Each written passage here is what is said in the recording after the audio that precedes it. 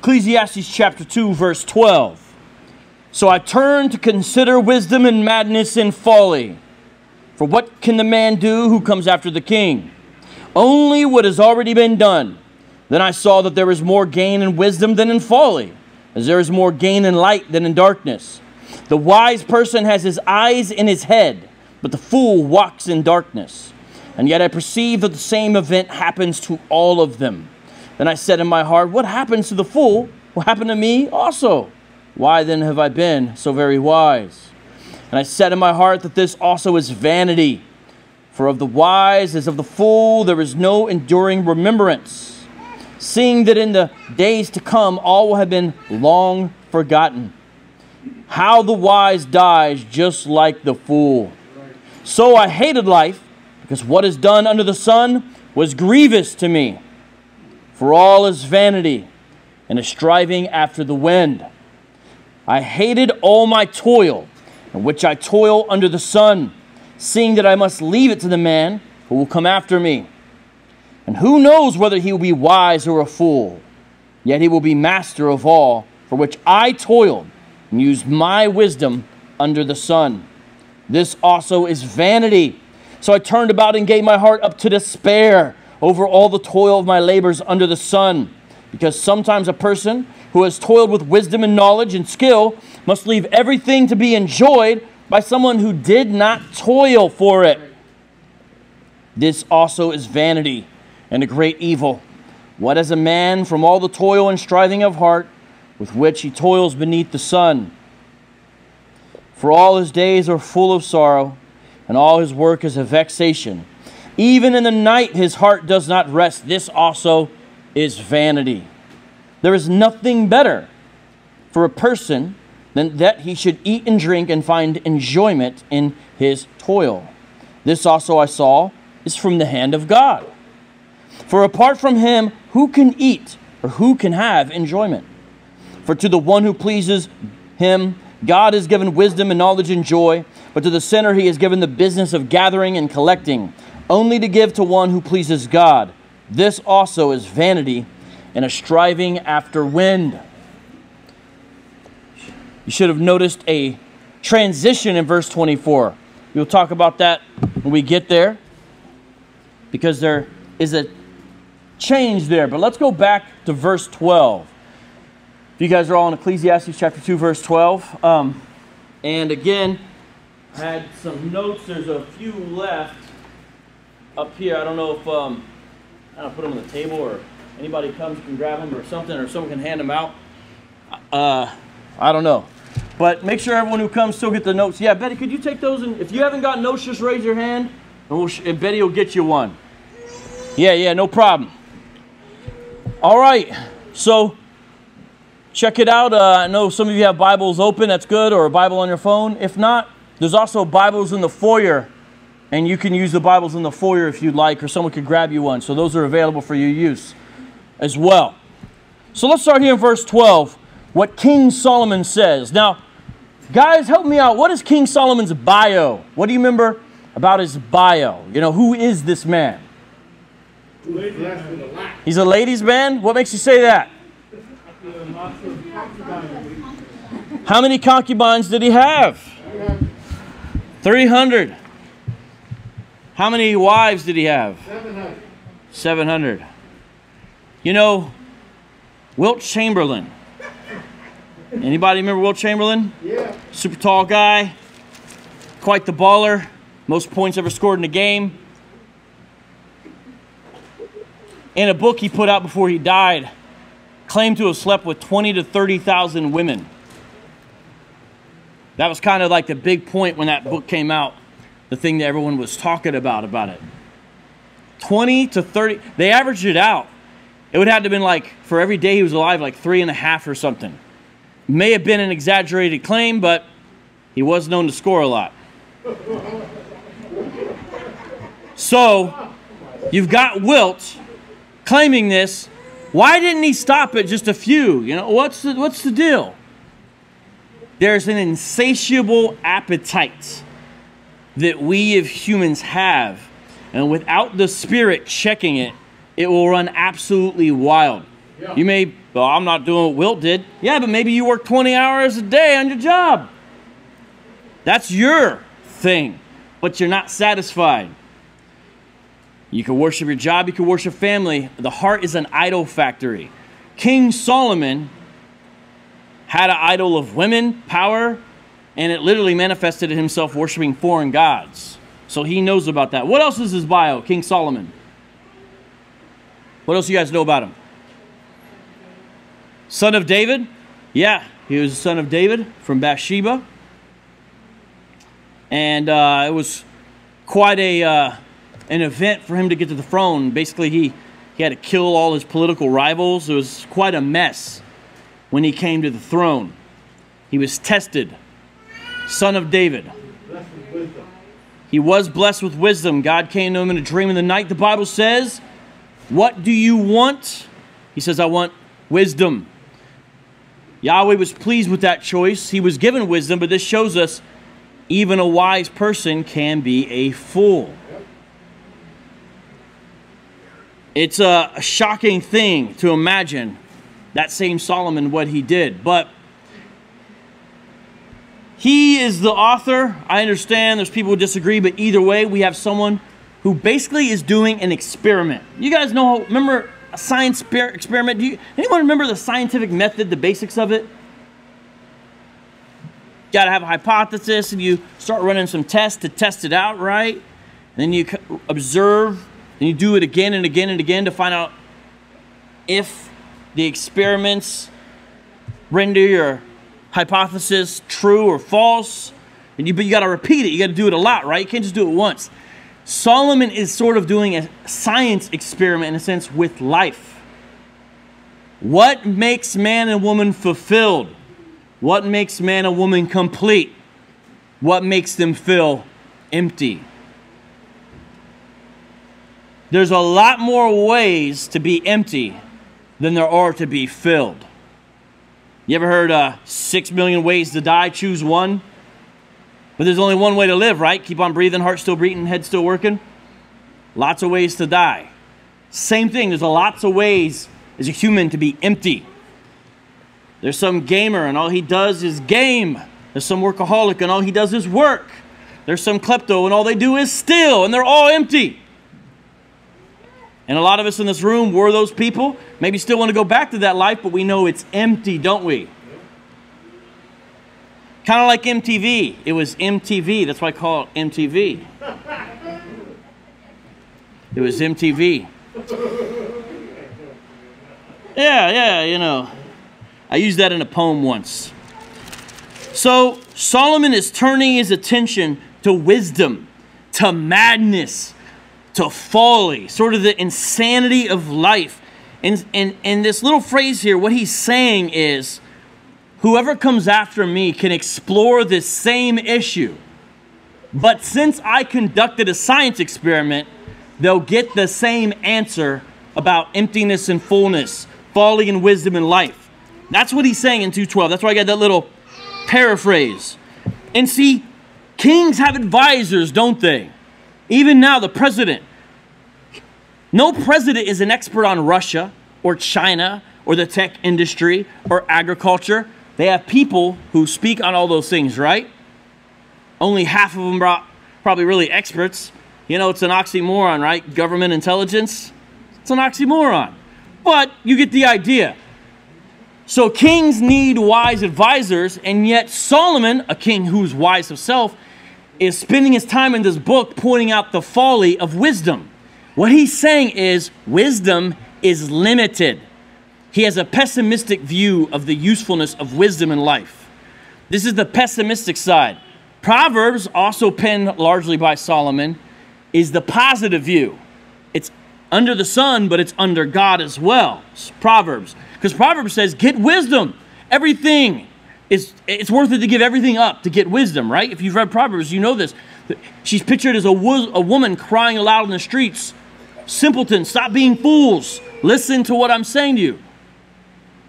So the people that think the Bible is anti-woman, wisdom is pictured as a woman. I'm just saying. So you look here and you see Solomon doing this, saying, Wisdom has been exposed as a failure. If that's all you have, it by itself is merely human wisdom.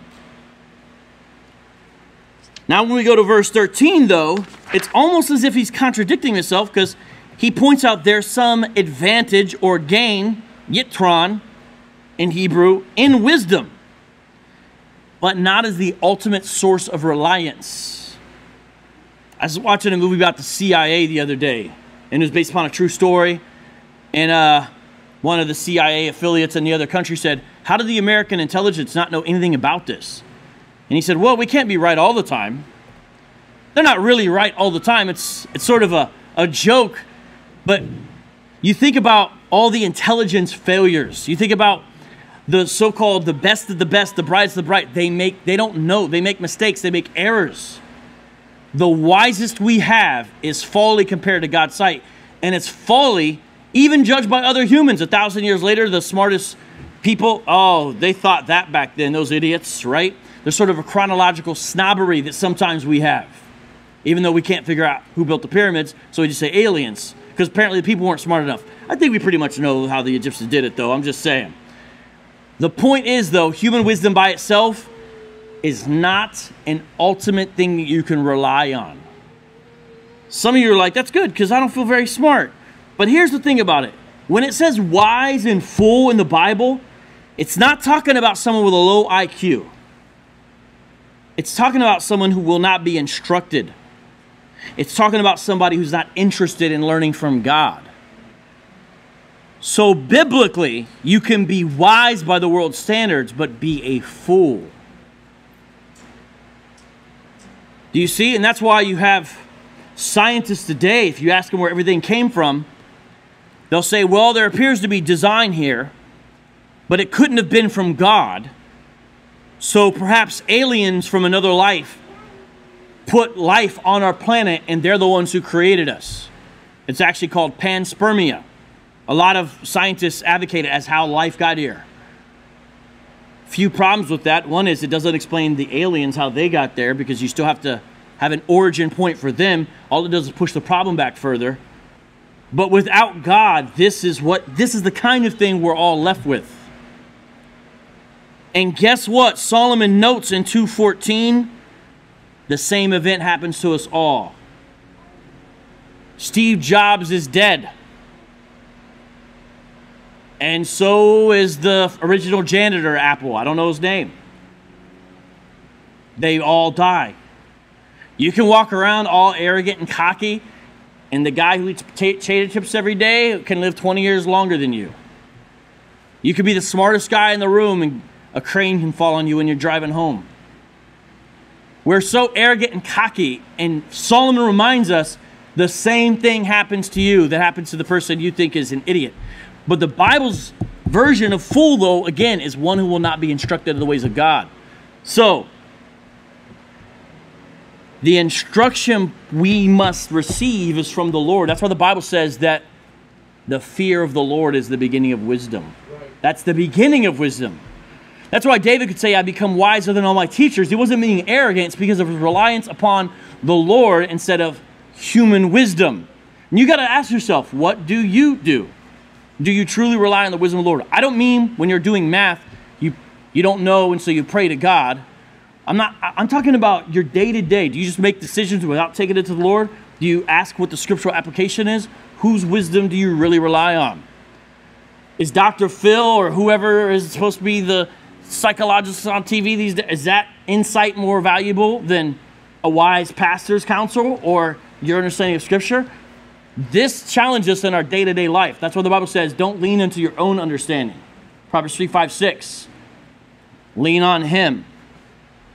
So there is no cure for death. So Solomon is death obsessed because you realize it's the ultimate thing that's going to happen to everybody.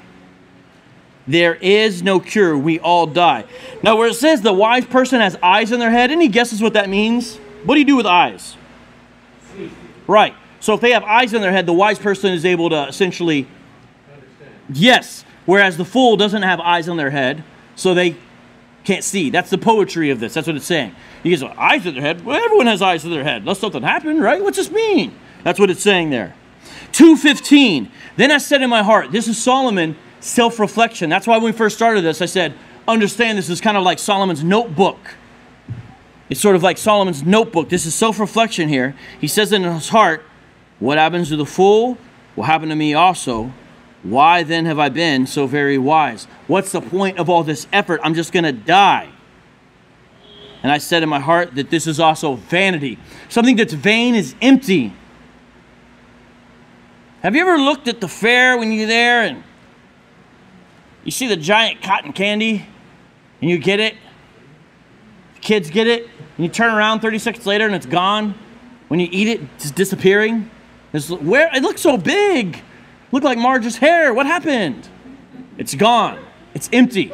There's nothing there, right? That's what Solomon is saying. Wisdom without God in the picture is like. Leo, what's going on, buddy? Yeah. So you have to see, Solomon is saying that human wisdom in the sight of death, if that's all it is like cotton candy, that kind of thing, if you think about that. Vanity. Now, what Solomon is doing is creating a tension. He's saying there's some value to wisdom, and yet death is going to happen. It's the ultimate leveler. Verse 16 says, for of the wise as of the fool there is no enduring remembrance, seeing that in the days to come all will have been long forgotten. How the wise dies just like the fool. You ever seen the soldier's tomb they have in numerous places? It's the the unknown soldier. Soldier that gave up his life, sacrificed in some way, and no one knows who it was. I went to Tombstone. Anyone been to Tombstone, Arizona? Town was only open for a certain amount of time in its heyday, and in between this small amount of years, like 5, 8 years, something like that, when it was really booming, they got a massive graveyard out there, like 150 people. You'd be surprised how many are unknown. You've seen it? Have you seen? Here. Yeah. Excuse me, guys. I have to help my children.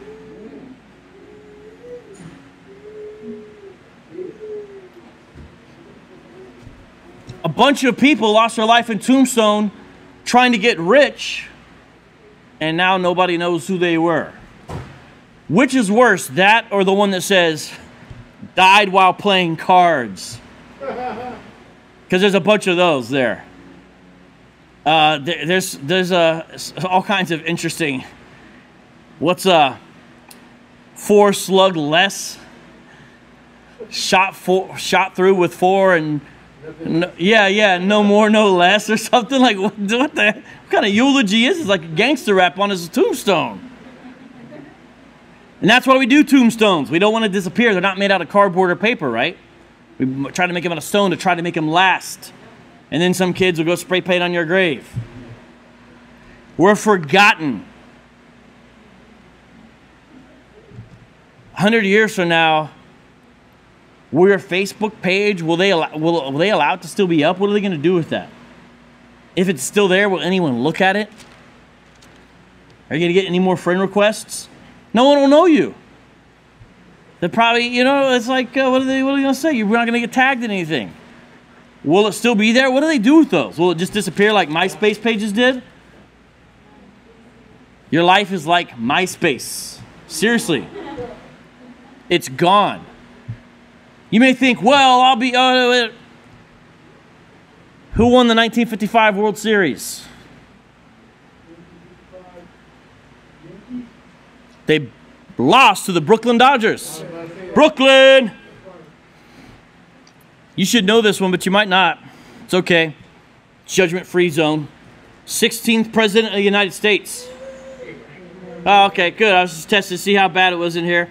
Not all of you guys went to Phoenix Public. That's cool. Just kidding. Yeah, think about how many presidents you don't know their name, though. It's a president. Even now, who's the king of Jordan? Who's the king of Saudi Arabia? Who's in charge of Syria? Who's in charge of Iran? Maybe North Korea? You guys know that one? Do you know Kim somewhere in there, right? This is not to make us feel bad. This is, we don't even know people that are important living right now. This book is meant to remind you of death and the impermanence of your life. That's why some people are scared of it. But not reading this book is not going to make you live longer. We need to recognize we will die. Right. And unless we are building our house upon a solid rock, it's nothing. This is painting the bleak picture of life without God in essence, living as if he doesn't exist. How the wise dies like the fool. Verse 17, so I hated life. These are suicidal thoughts. Doesn't really matter anymore. It sounds like he could be an emo singer right now. Because what is done under the sun was grievous to me, for all is vanity and a striving after the wind. Everything is empty. What's the point? Why try? You know, there's a movement called transhumanism, where people are trying to do things like add technology to humans and even change our DNA code, not to only enhance our life, but to make us live longer. And part of the reason is because if you have no God, you don't recognize who he is. When you die, you disintegrate into the ground. Some animal eats you, digests you because you're in the soil, defecates you out, and you feed plants. And that's all there ever is. You close your eyes, you're done. You're playing Monopoly, you played for 8 hours, and they just took the board and did that. Some of you guys are like, Monopoly, what's that? If you're under a certain age. I never, Monopoly. Imagine a game you were playing on the PlayStation that didn't get saved. But that's real. And he's saying that's what life is like under the sun. And you think about a godless universe, that's all there is. That's why they want to extend their life with science and technology as much as they could. Do you know if the Lord does not come back, all life on earth will end? I don't mean World War III or anything like that. I mean the sun will explode. The sun is a star. It will blow up, and there, or more likely, something massive will crash into us before then. I don't think that's going to happen. The Lord's not going to let the wayward creation have the last word. He's going to come back. But that's what humanity has to look forward to if there is no God. Everyone on earth will simply die a heat death. I remember one atheist heard this. He said, yes, but whatever looks up at that sun in the last few seconds will be more than human. He was trying to say we'll be so advanced with our technology, we'll have essentially enhanced ourselves into self-directed evolution. But it's like, okay, so let's just say that's true. You know, they're all like DC, you know, Justice League cyborgs looking up at the heat death. So what? The game is over. It's done. There's no reset. Well, I don't understand why an atheist thinks that's an important... But the thing is, Christians, we have to be people to think about this. Maybe you weren't taught to think about life and death. Maybe it's like, you know, just don't worry about... Christians have to think about the reality of death. I don't mean we're the grim people. There's only one book in the Bible at this level, but there is a book in the Bible like this. Christians can't be happy-go-lucky, merely people ignoring death. We have to recognize it as reality. We have to live in the fact that not only we, but everyone we know will die and live so accordingly. But the beautiful thing is we have hope, don't we? Amen. Jesus Christ took the sting away from death. That's why the grave has no more victory. It still is operational right now, but Jesus showed us what it's going to be. Where believers will have resurrected, brand new bodies, live eternally, imperishable, the Bible says. We'll be made to live forever, and we will live forever with the reason why we are created, enjoying God. And yes, our real family. That's eternity. That's a hope. That's why the gospel is good news. This book is bad news, but bad news comes before the good news. I hated all my toil in which I toil under the sun. Especially in Phoenix, right? Literally. Especially if you work outside. Man, you start thinking about collecting welfare checks instead of going to work. You're like, man, I don't want to be out here. He's like, you can maybe work from 2 a.m. to 6 a.m. That's the small little window where you won't die. in the summer, right? If you're outside. I hated all my toil in which I toil in the sun, seeing that I must leave it to the man who will come after me. Oh, I'm going to build a business for my sons. And what if your son gets hooked on heroin and he's an idiot? You can't bestow the business to him. What if your son dies at an early age? What if your daughter is not interested in a construction company? There goes your legacy, I guess, if that's all you had.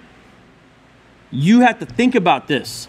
Or what if they get it and they squander it and ruin it? That has happened.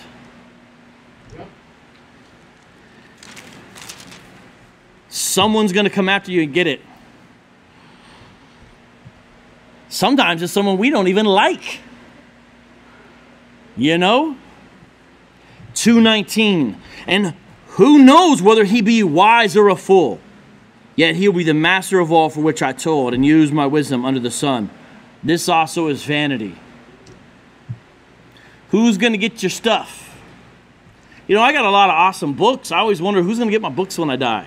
And I try to think, and I'm like, man, there's not even a lot of people who care about these books I have. It's probably the most, besides actual people, as far as possessions, it's the most important thing I got. No, maybe Eric and Gabe will take a couple. But a lot of people are like, I don't want those kind of books. I don't even read. And they'll end up, this book that, you know, I went to 8, different used bookstores to find. Will be some Deseret bookstore shelf for 50 cents. There it is. That's why Solomon's saying, I hated labor when I thought about that. You know, other cultures recognize this. I got a little poem from the Egyptians. And listen to what this says. This is something called the Song from the Tomb of King Intef. They would sing this at funerary banquets when someone died. A generation passes, another says, since the time of the ancestors. The gods who before rested their tombs. The gods rested their tombs? What kind of God is that, right? Blessed nobles too are buried in their tombs. Yet those who built tombs, their places are gone. What has become of them? I've heard the words of Imhotep and Harday Death, whose sayings are recited whole. What of their places? Their walls have crumbled. Their places are gone, as though they had never been. But the Egyptians had no answer. Well, they did kind of have an answer.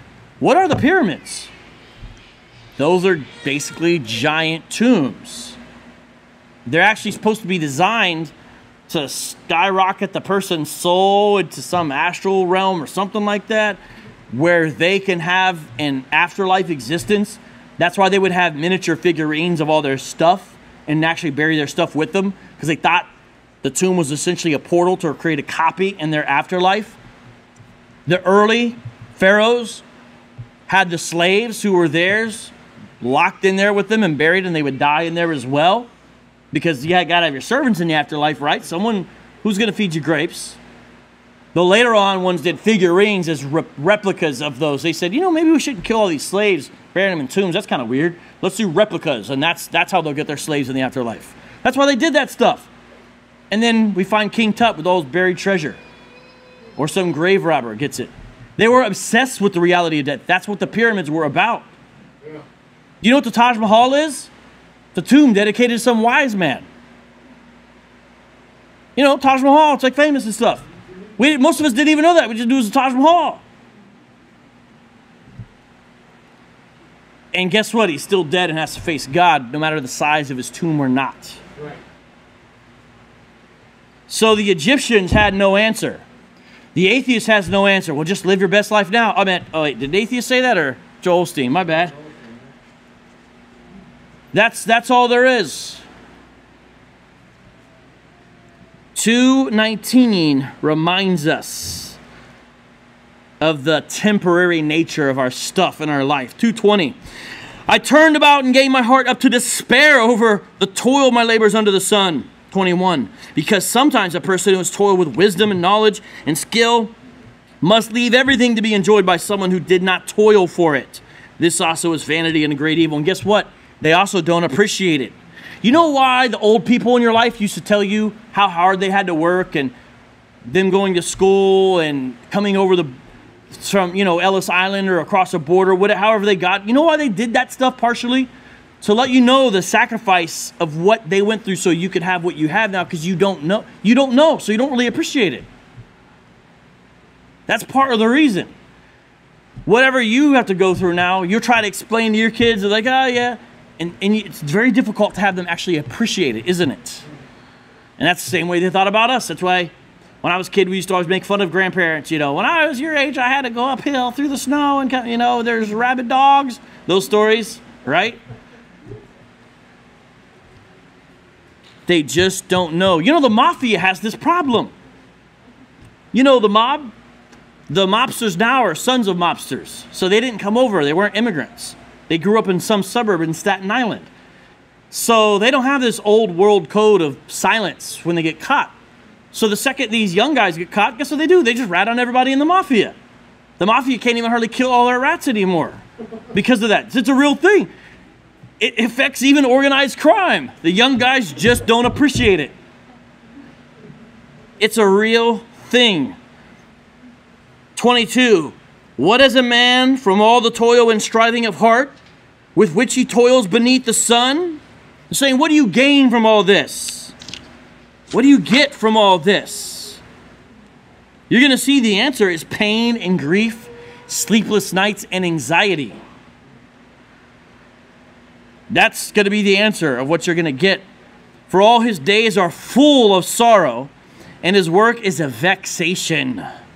Even in the night, his heart does not rest. This also is vanity. I'm trying to make light of it, but it's a very real thing. This is why people get hooked on some kind of sleeping medicine, because they can't still their heart, and next thing you know, and we know Christians struggle too, but we should have a different outlook. And Christ is our rest. We don't have to stone people anymore if they don't celebrate a Sabbath. Christ is our Sabbath rest. We enter into a permanent rest with him in which we can trust him. And it's a day-by-day thing. And you're going to find out here as Solomon starts to turn the corner, the answer literally is enjoy God in the moment. You are supposed to enjoy every moment. The unbeliever who says that, it's frivolous and empty because that's all they have. The moment has no lasting value, and there's no reason why that moment is present. Meaning, there's no reason why anything exists. That present moment can't have real purpose. You can make up a purpose, but that's not an objective, long-lasting purpose for that moment or the next or for time itself. We can realize God created every moment that exists and put us in it at a certain place in time for a reason. And if we are laboring and striving and enjoying for his glory, it has a permanent ramification. Jesus told a story about this, a parable. There's a fool, and he's building a house, and he builds it upon sand. He's a fool. The foolish man builds his house upon sand. But there's a wise man who builds his house upon the rock. Who is the rock? Jesus.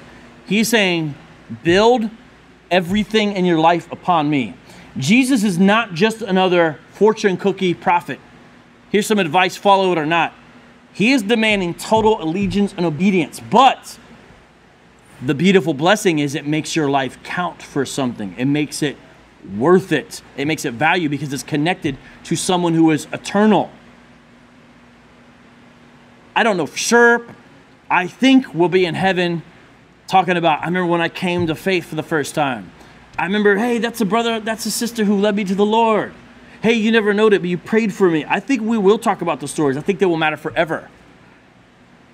Because we're building on someone who is eternal. That's why he's a rock. He's not shifting sand. Everything else is shifting sand. Public opinion, your own heart, it's all shifting sand. The money, the business, it's all shifting sand. Christ is a rock. It's the only option. You have no other option if you want stability and permanent value to your life and what you do. And I think we know that because we are created for that. Yeah. 24. It's as if there's light peering through the cloud for the first time. He starts to realize, yes, it's life under the sun, but God made that sun. And it's good. And God made us with the ability to work, and we're imitating His